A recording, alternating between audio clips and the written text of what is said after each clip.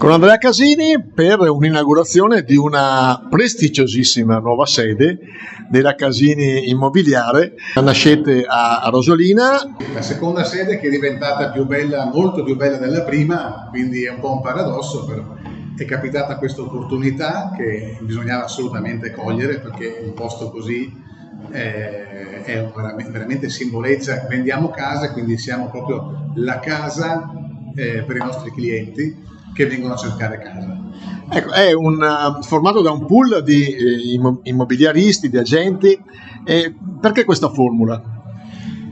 Perché mi piace l'idea di avere un team motivato con cui condividere valori e strategie, in cui ciascuno è valorizzato con la massima autonomia e libertà, e in questo modo si fa, come si suol dire, si fa rete. E l'obiettivo che volevo raggiungere a suo tempo, che poi penso e spero aver raggiunto, è quello di diventare l'unica agenzia, tra virgolette, ibrida polesana. Ibrida significa che riusciamo a offrire servizio turistico e anche quello residenziale, e a 360 gradi. Cosa vuol dire?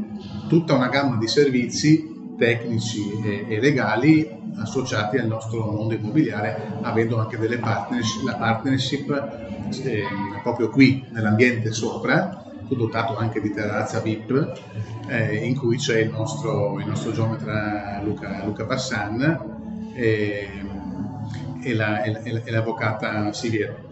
Quindi darete un servizio a 360 gradi, come abbiamo annunciato, e riuscirete a soddisfare in un mercato, tra l'altro, immobiliare che è molto spumeggiante in questa zona, a differenza di altre zone del Polesine, non sbaglio? Sì, però è spumeggiante in maniera disomogenea. C'è stata una valorizzazione enorme della nostra costa, da Chioggia ai lidi ferraresi, anche da parte dei veneti stessi che prima andavano altrove, e in particolare con l'isola di Albarella, in cui siamo particolarmente strutturati. Ecco, la vocazione turistica di questo territorio si sta affermando sempre di più.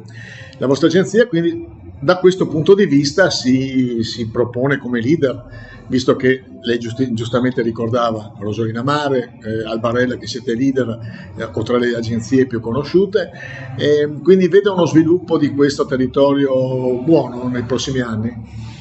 Beh, con l'investimento appena fatto qui lo devo per forza vedere uno sviluppo, quindi ci credo con tutto me stesso e con tutti i miei collaboratori.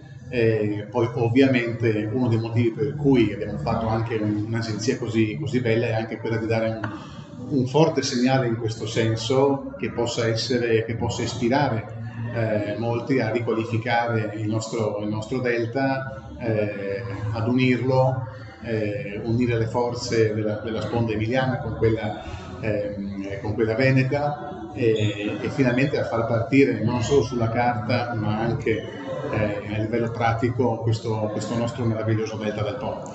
Ecco, chiudo con una frase che mi ha detto un mio amico immobiliarista, anche lui di Roma, che mi diceva: in ogni caso è il più bel mestiere del mondo. Lo conferma anche lei?